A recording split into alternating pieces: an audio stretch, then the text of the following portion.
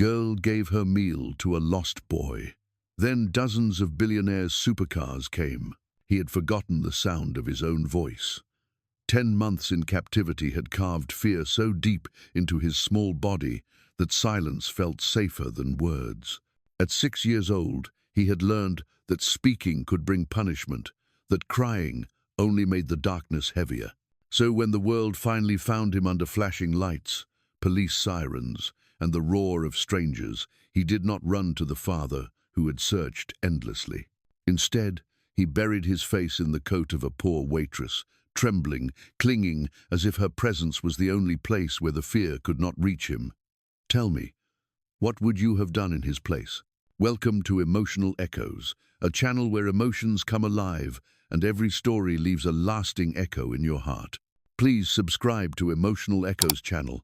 Help us reach 1,000 subscribers so more souls can feel these stories. Stay with my video till the very end and let me know where you're watching from so I can see how far this story spreads.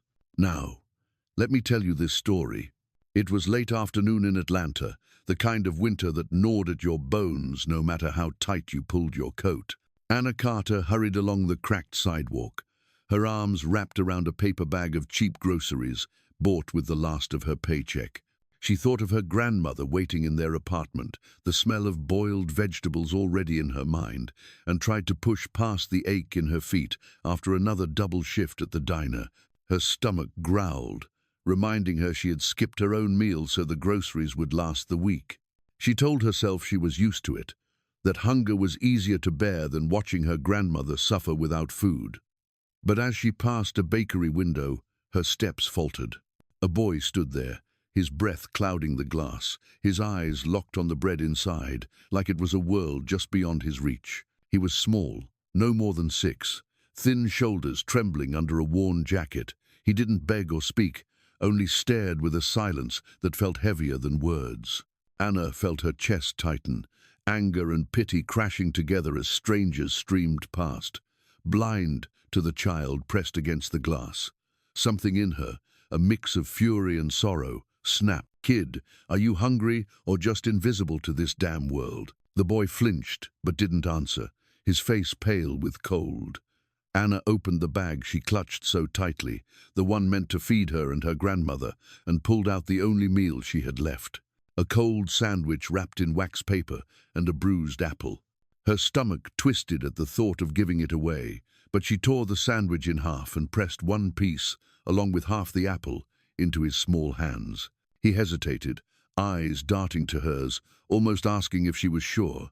When she gave a small nod, he took a cautious bite, chewing slowly, as if each crumb was gold. Anna watched, her hunger gnawing but her heart heavier still. In those eyes she saw something fragile, a spark nearly snuffed out by the world, and for the first time that day she felt that maybe giving up her share wasn't loss at all. The boy had just finished the last bite when a woman walking by froze, her hand flying to her mouth. She stared at him, her eyes wide in disbelief, then cried out that she had seen his face on the news. Within seconds, a few others stopped, whispering the name Liam Kingsley, the missing son of a billionaire. Phones came out, screens lit up, and voices grew louder, pulling strangers into the moment until a crowd swelled on the sidewalk. The flash of cameras struck like lightning, blinding in the dim winter light. Reporters shoved forward, their questions sharp and fast, each word slicing the air. A patrol car screeched to the curb, officers jumping out, shouting commands, trying to push back the growing chaos. The boy's body shook, his small fingers gripping Anna's hand so hard it hurt, as if she were the only solid thing left in the storm. Anna bent down, her face close to his, whispering that he was safe, but his eyes darted like a cornered animal. The officers stepped closer, telling her to move aside, but she rose with fire in her chest and shouted at them not to scare him more, reminding them that he was just a child. The boy pressed his face into her coat, refusing to let go, while the crowd roared with speculation. Some pointed, others recorded, and the whole scene spun into madness. By nightfall, the headline flashed across every television and phone screen in Atlanta. Missing billionaire's son found with waitress in the slums. The words painted a distorted picture, twisting a quiet act of kindness into a breaking story that shook the entire city. The police station was buzzing with noise outside, but inside the waiting room a heavy silence pressed down. Liam sat curled on the bench, his small fingers locked around Anna's hand, as though letting go meant vanishing again. His body leaned against her, steady for the first time in months, while the officers whispered at their desks. The doors swung open with force, and Richard Kingsley entered like a storm that had run out of breath. His suit was perfect, but his face was hollow, drawn by 10 months of fruitless searching. His eyes locked on the boy, and the world seemed to narrow to a single point. He took one step, then another, until his knees buckled under the weight of it all. For months, he had signed checks, hired investigators, and followed leads that ended in shadows. Now, before him, his son finally lifted his head. A tiny word broke through the air, fragile but sharp enough to pierce the silence. "Daddy." The sound crumbled the armor Richard had worn for years. His hands shook as he reached forward, tears gathering in eyes, unaccustomed to weakness. He waited for Liam to come running, to collapse into his arms and make the nightmare end. Instead, the boy pressed himself deeper into Anna's side, his grip tightening as if her coat was the only lifeline he had left. Richard froze, disbelief flashing first, then something far more painful. His lips parted as if to plead, but the rejection landed like a blow he could not deflect. In that single moment, the facade of power cracked. His eyes, once sharp with authority, dimmed with the grief of a man who had lost not just time, but his place in his own son's heart. Desperation twisted inside him, and pain gave way to anger. He turned his gaze on Anna, the stranger holding what was his.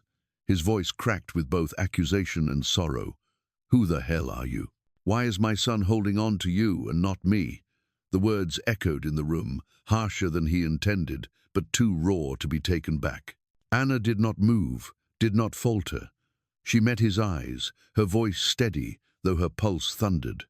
"Maybe because I didn't let go when the world did." Her words hung heavy, cutting through the room with a quiet finality. Officers glanced at one another, unsure whether to intervene, while Liam buried his face in her shoulder, trembling but refusing to release her hand. Richard sat frozen, his jaw tight, his pride and heartbreak at war inside him.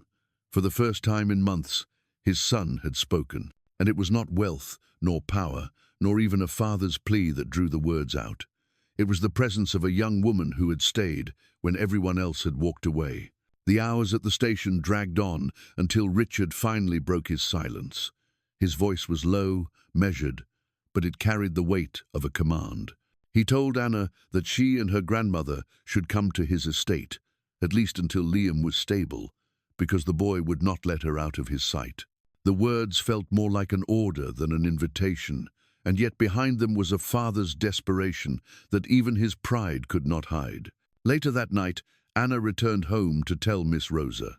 Their tiny apartment smelled faintly of damp wood and boiled vegetables, the walls lined with old books and worn furniture. Rosa listened, her eyes sharp, her hands stiff from arthritis wrapped in a shawl. She warned her granddaughter in a steady voice that rich men build empires, not homes, and reminded her that power rarely came without a cost.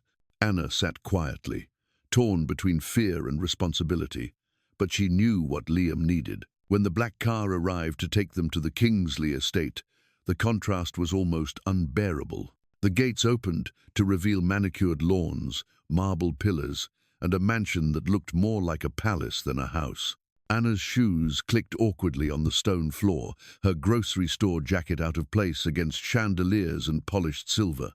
Liam clung to her side as if the grandeur meant nothing. His only anchor was her presence. Richard watched them from a distance, his jaw tight, as if unsure whether he had invited a guest or let in a stranger who threatened his carefully built world. Anna felt the tension with every step, the unspoken question hanging in the air. She did not belong here, and yet for Liam's sake she would stay. It was not comfort that held her, but the quiet trust of a boy who had already lost too much. At the Kingsley estate, The days stretched into an uneasy rhythm. Anna stayed close to Liam, patient and gentle, guiding him through small steps no one else had managed in months. She coaxed him into playing with building blocks, whispered stories until his eyelids grew heavy, and celebrated the first shy laugh that slipped from his lips. Bit by bit, the boy who had lived in silence began to return to the world. Richard watched from the doorway more than once, his hands buried in his pockets, his face unreadable. He saw his son smile again, heard him whisper a few hesitant words, and felt emotions he had locked away for too long rise inside him. Yet pride built a wall he could not break. He thanked doctors, he credited new security, but he refused to acknowledge the young woman who had done what all his wealth and resources could not. Outside the estate, the world spun with suspicion. Headlines shouted that a waitress had manipulated a billionaire's son for money. Pundits on television sneered about gold diggers and opportunists, painting Anna as a schemer in cheap clothes. Each time she left the gates, cameras swarmed, voices hurled accusations, and strangers spit cruel words in her path. She bore it silently, not because it did not hurt, but because Liam's small hand in hers reminded her why she endured. One night, long after the lights of the mansion dimmed, Liam stirred in his bed. His eyes opened wide, shadows of fear creeping across his face, and he reached for Anna in panic. She sat beside him, smoothing his hair, whispering that he was safe, but his voice cracked through the dark with words that cut deep. "Don't leave me. Everyone leaves." The plea was barely louder than a breath, but it pierced her heart like a blade. Anna gathered him into her arms, holding him tightly, her tears sliding silently into his hair. She promised without words, only through the strength of her embrace, that she would not abandon him. In that quiet, fragile moment, surrounded by wealth that meant nothing, the power of love and presence spoke louder than any fortune or title. The announcement came with polished words and camera flashes. Richard stood before reporters, presenting the Liam Foundation as a beacon of hope for children who had suffered what his son endured. His voice was steady, his posture unshaken, but whispers of doubt spread faster than applause. Within hours, the headlines cut him down. Critics called it a PR stunt. Talk shows mocked him. And soon, the spotlight shifted to Anna. Her name appeared in bold print, twisted into scandal. Pictures of her in a stained diner uniform splashed across tabloids, the captions sneering at the poor waitress chasing money. Online threads picked apart her life, mocking her for every scrap of hardship. She thought she could ignore it, but cruelty does not stay on paper. It walked beside her in the streets. One afternoon she left the estate to buy groceries, Liam's hand tucked inside hers. Paparazzi swarmed the sidewalk, their cameras flashing, voices pelting questions like stones. Someone shouted that she was nothing but a thief, another called her a liar. A man shoved a tabloid into her chest, the headline screaming her name in accusation. Liam clutched tighter, his face pale, his small body trembling under the barrage. Anna tried to shield him, pulling him close, whispering that it was fine, but the words rang hollow against the storm around them. A woman in the crowd sneered that no one gives something for nothing. A rotten piece of fruit flew past and splattered near her feet.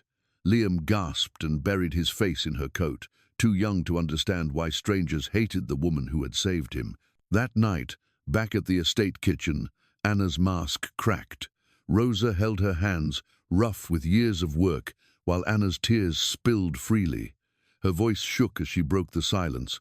"All I gave was half a sandwich. And they call me a thief." The words hung heavy in the air, soaked with humiliation, with anger, with the kind of pain that makes a heart question its own goodness. Richard stood in the doorway, silent, his eyes dark, with something unspoken. Outside, the city kept buzzing with headlines and laughter at her expense. But inside that kitchen sat the raw truth. A young woman who had nothing, gave what little she had, and was crucified for it. The news broke with a final blow. The first Liam Foundation Center was ordered shut by the court, its doors locked, staff dismissed, and headlines everywhere screaming billionaire's dream crushed. Richard read the words alone in his office, the polished desk, reflecting his hollow face. He had known failure in business before, but this was different. This was his name, torn apart in front of the world, and his son's hope slipping away again. Anna walked through the shuttered building one last time. Her fingers brushed across empty desks, bare shelves, and the painted walls that had once held children's laughter. Every step echoed with loss, each sound a reminder of how fragile good things seem to be when faced with power and politics. Back home, Rosa brewed tea in the cramped kitchen. Her voice was steady, her eyes sharp. She told Anna that hope was not made of marble floors or court orders. It was built inside people who refused to give up. Anna listened, the despair inside her beginning to crack, a flicker of determination rising again. That weekend, they gathered in a rundown church on the edge of town. The roof leaked, the paint peeled, the pews creaked. But families still came, carrying children with tired eyes and empty stomachs.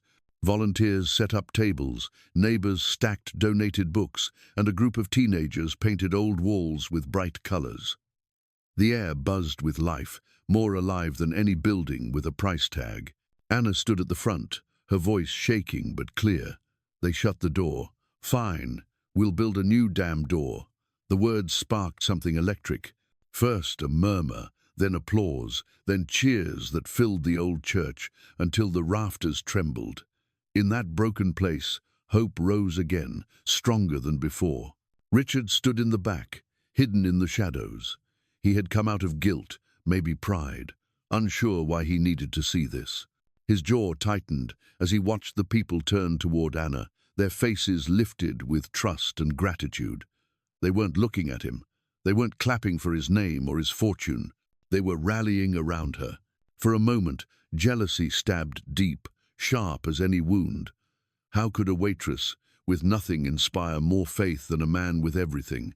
Yet beneath the bitterness, something shifted. He saw Liam laughing among the children, crayons staining his small hands, joy brighter than he had ever seen at home.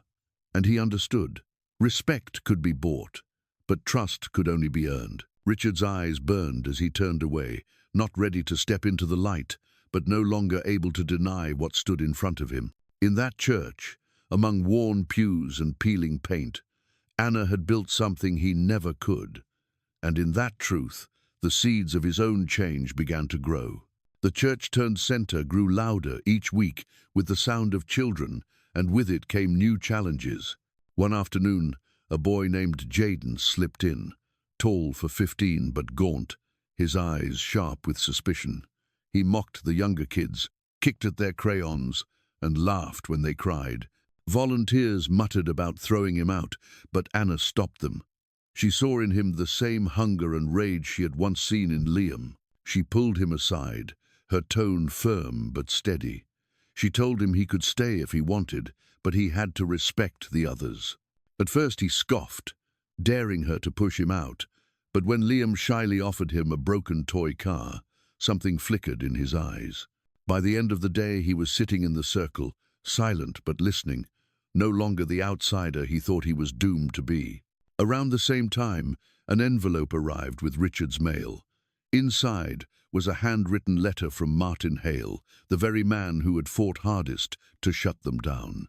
His words were raw, stripped of the arrogance he once carried. He admitted he had been wrong, blinded by politics and pride, and asked if he could make amends by helping the work continue. Anna read the letter aloud at the kitchen table, with Rosa listening close. She did not smile or gush with relief. Instead, she whispered to herself that apologies were easy. The next day, when Martin showed up, awkward in a plain shirt without his polished suit, she met him at the church door and spoke with clear eyes. "If you stay, you work. No suits, no speeches. Just stay." The lawyer nodded, humbled, and stepped inside.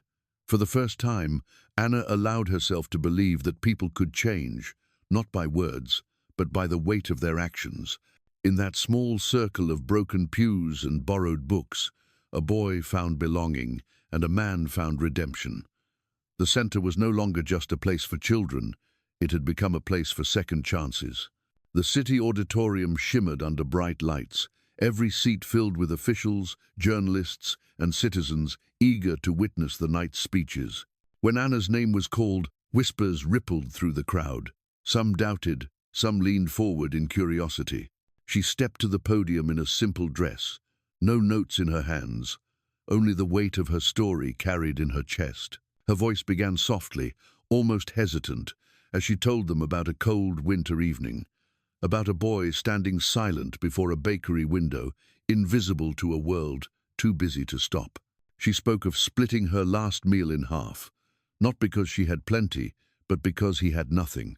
Then her voice grew stronger, echoing through the hall. You spend millions on walls and courts, but all I had was half a sandwich, and that was enough to make a boy speak again. The words fell heavy, silencing even the restless. Anna went on, telling them that compassion was cheaper than indifference, and presence healed deeper wounds than policy ever could.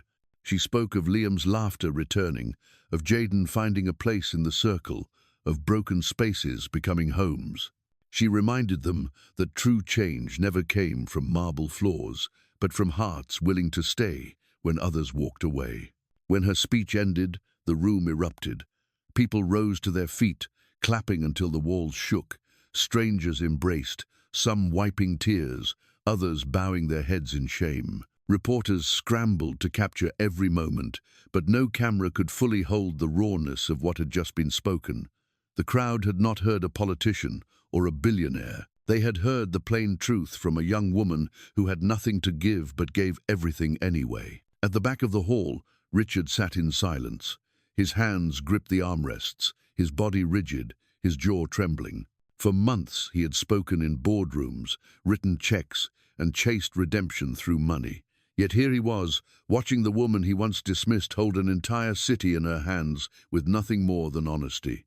His vision blurred as tears slid down his cheeks, quiet and unbidden, the release of a father who finally understood why his son had clung to her. By morning, her words spread everywhere, flooding television broadcasts and news feeds. Headlines crowned her with a title she never asked for, The Listener of America. Rosa read it aloud at the kitchen table, pride warming her voice, while Anna shook her head in disbelief. She laughed softly, embarrassed by the attention, but in her heart she knew it had never been about fame. It was about a boy who trusted her enough to take a bite and whisper one word that changed everything. The new center did not rise from marble walls or government grants. It was built by neighbors who donated lumber, by teachers who gave their time, and by parents who painted murals with their children. What grew out of the cracked foundation of the old church was a place no one could shut down because it belonged to the people. It was rough around the edges, but it pulsed with life. Richard visited often, not in a tailored suit, but in rolled-up sleeves, carrying boxes or fixing broken chairs. He had stopped hiding behind polished speeches and began sitting on the floor with the children, listening to their stories, letting them tug at his tie and laugh at his clumsy attempts to play. Slowly, he learned what Anna had always known. Authority demands respect, but love earns trust. In that lesson, he began to act less like a businessman and more like a father. Anna never sought the spotlight, and she certainly never became rich. She kept working at the diner when she had to, and she still rode the city bus, like she always had. Yet people looked at her differently now, not as a poor waitress, but as a reminder that one person's small act of kindness can change the course of another life. She had become a symbol, not because she asked for it, but because compassion had spoken louder than wealth. On a spring afternoon, sunlight spilled through the wide windows of the new center. Children chased each other with chalk-stained hands, their laughter bouncing off the walls that still smelled of fresh paint. Liam ran among them, his voice strong, his face lit with joy, no longer the silent boy lost in grief. Anna sat back, watching, her heart full with a peace she had once thought impossible. She whispered to herself, the words catching in the hum of play around her. They said, I saved him, but truth is, he saved me from thinking the world had no good left. She closed her eyes, letting the moment settle into her bones, a quiet vow that she would never forget the power of staying when everyone else walked away. The story did not end with wealth restored or titles claimed. It ended with healing. It ended with a man rediscovering fatherhood, a boy reclaiming his laughter, and a young woman proving that compassion is the one gift no court, no critic, no cruel headline can ever take away. And in that truth, the world found a lesson it desperately needed. From a half sandwich on a cold street to a boy's first spoken word, this journey was never about wealth or power. It was about how love, compassion, and the courage to stay can transform broken lives. Anna's quiet choice healed not only a child but also a father, reminding us all that family is built on presence, not perfection. And maybe this story is not just theirs, it is ours too, a reminder that kindness can rewrite destinies. If this story touched you, share your thoughts in the comments, subscribe, like, and share emotional echoes so more hearts can be reached. Thanks for listening.